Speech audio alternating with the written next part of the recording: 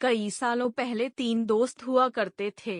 दीपक, राजू और श्याम, ये तीनों के नाम थे। दीपक और राजू अच्छे खासे धनवान परिवार से ताल्लुक रखते थे। श्याम बेहद गरीब और साधारण परिवार का था। पैसों के मामले में इतनी असमानताएं होने के बावजूद तीनों की दोस्ती ऐसी थी कि वह एक दूसरे के लिए कुछ भी करने के लिए तैयार हो जाते थे। दोनों धनवान दोस्तों अनुस्वार ने अपने गरीब दोस्त की परिस्थिति बदलने के लिए उसकी कई बार मदद की थी, लेकिन उसकी परिस्थिति में कोई भी बदलाव नहीं होता था। वह कहते हैं ना कि समय से पहले और नसीब से ज्यादा किसी को कुछ नहीं मिलता। बस ऐसा ही कुछ श्याम के साथ होता था। तीनों ही जवान हो गए। दोनों धनवान दोस्त अपना अपना व्यापार अच्छे से करने लगे और पहले से भी ज्यादा धनवान बनते चले गए। श्याम की हालत बद से बदतर होती गई। अपने दोस्त की बिगड़ती हुई हालत देखकर दीपक और राजू ने उसके लिए कुछ करने का फैसला किया। दोनों ने सौ सोने के सिक्के एक थैली में रखे और श्याम को देते हुए कहा, तुम इनसे कोई व्यापार शुरू बढ़ाओ की मात्रा करो और पैसे कमाओ और अपनी गरीबी दूर करो। श्याम ने उन 200 सिक्कों में से 5 सिक्के घर खर्च के लिए निकालें और बाकी के 195 सिक्के अपनी पगड़ी में बांधकर शहर की तरफ जाने लगा ताकि वहां जाकर व्यापार के लिए कुछ जरूरी चीजें ला सके। वो गांव से कुछ दूर ही पहुंचा था कि आसमान से एक चील उड़ती हुई आई और उसकी पगड़ी उड़ा कर ले गई। श्याम ने उसका काफी पीछा किया, लेकिन चील इतनी ऊंची और तेज उड़ी कि उसको आखिरकार हार मानकर अपने घर लौटना पड़ा। कुछ दिन बीतने के बाद जब दीपक और राजू श्याम की हालत का जायजा लेने के लिए उसके घर गए, तो उन्हें श्याम की हालत में रत्ती भर का भी फर्क नजर नहीं आया। पूछने पर श्याम में सारी हकीकत दोनों को बता दी। राजू को उसकी बातों पर भरोसा नहीं हुआ, लेकिन दीपक ने उसका विश्वास कर लिया। दीपक ने फिर से उसे 200 सोने के सिक्के दिए और बोला, फिर से कोशिश करो। दीपक और राजू के जाने के बाद श्याम ने सोचा कि अभी काफी रात हो गई है, इसलिए सिक्कों को कहीं छुपा देता हूँ ताकि कोई चोर उन्हें चुरा ना सके। कल शहर जाकर कोई धंधा शुरू करूँगा। उसने उन सिक्कों को अपने घर में रखी भूसे की एक टोकरी में छुपा दिया। शाम सुबह नींद से जागा और सीधा उस भूसे की टोकरी की तरफ गया जहां उसने सिक्के छुपाए थे। उसने घर में काफी ढूंढा, लेकिन उसे वह भूसे की टोकरी कहीं नहीं दिखाई दी। उसने अपनी माँ से पूछा तो माँ ने बताया कि उसे सब्जी खरीदनी थी और घर में पैसे नहीं थे, इसलिए उसने उस भूसे की टोकरी के बदले सब्जी खरीद ली। शाम आखिर करता भी क्या, वह अपनी किस्मत को कोसता रह गया।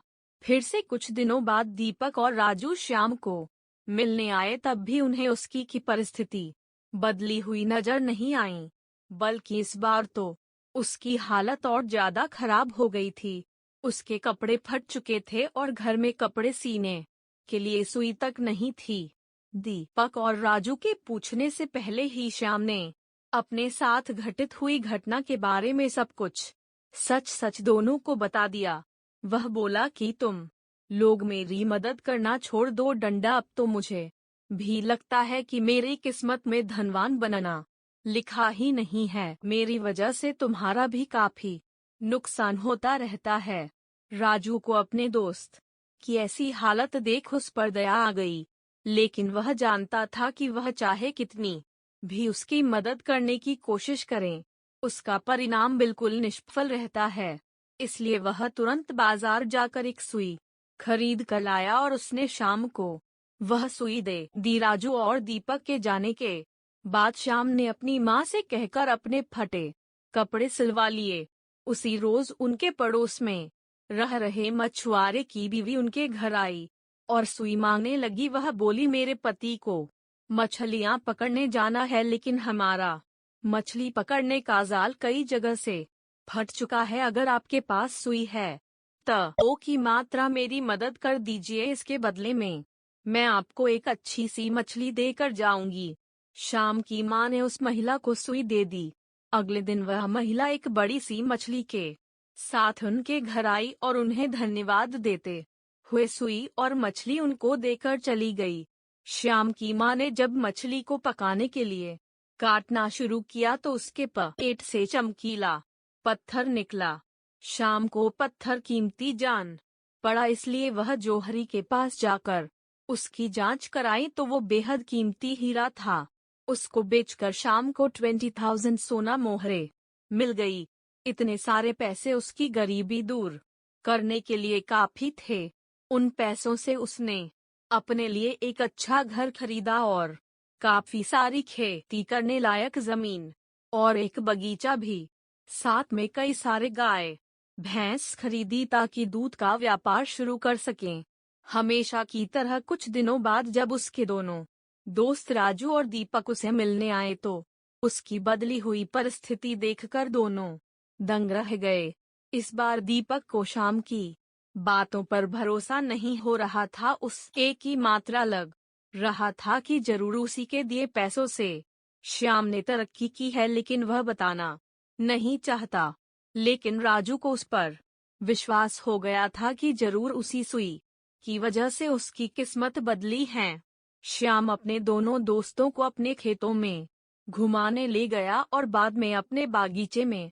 वहां पर कुछ बच्चे हले से एक पेड़ पर चढ़कर फल तोड़ने की कोशिश कर रहे थे।